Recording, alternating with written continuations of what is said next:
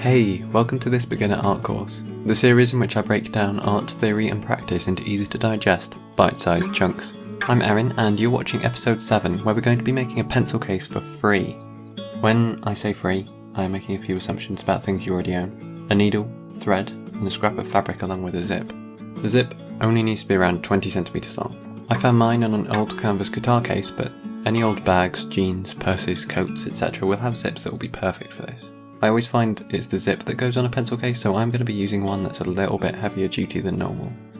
This pencil case is going to be a semi-circular prism, so I've made a template to help you cut the right shape from your fabric. The template you see me using is slightly different to the one in the link in the description. I revised it as I found the angled corner cuts didn't help me at all, and I think it would actually be stronger to have the corners included. When you print off the template, make sure in your print settings that the entry for page scaling is set to none. Your dialog box might be different, but words to that effect. The internal length of this case is 17 centimeters, so if you are wanting yours bigger or smaller, you can adjust the template to fit.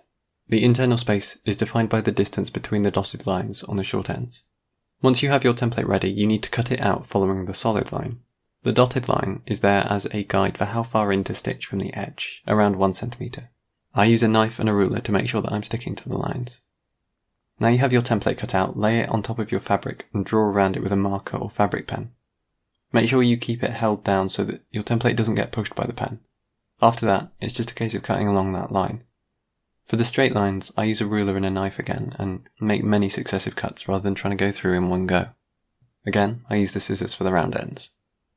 The first thing we're going to stitch is the zip. Our zip wants to be at least 20 centimeters long so that you can cut off a little bit of excess if you need to at the end. To stitch the zip to the fabric, we need to place the fabric outside up on the table and the zip face down on top. I hold them together with pins to free up my hands for stitching, but tape would do just as well, or you could even do without and just hold them as you stitch. You can use a sewing machine for this as well, but I managed fine just with a needle and thread. I'm definitely not the neatest seamstress, but none of these stitches will be seen in the finished product, so the main thing is to make sure the zip is securely attached.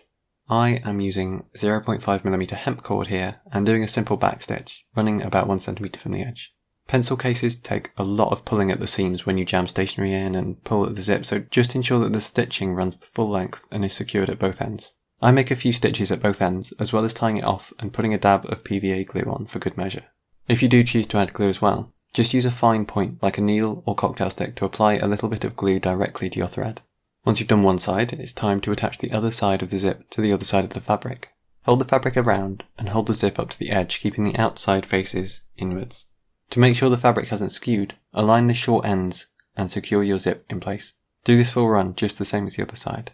Now the zip is fully attached, it's time to secure the ends. It's a slightly tricky shape, but the easiest way to get it started is by creasing the fabric in the corner where the semicircle meets the rectangle and start stitching up towards the zip. This time I used a regular running stitch as these seams aren't taxed quite as much as the ones down the zip. I aligned the other side as well and pinned it so that I knew it was all going to be tensioned right as I crossed over the zip and onto the other side. Keep adjusting your hold to keep the curved edge in line with the straight one, as it's this tension that gives the shape to the pencil case. As I go over the teeth of the zip, I stitch around it in a full loop before carrying on, just to make sure that the zip isn't going to come open and then risk losing the slider. Stitch to the end of the seam and tie it off.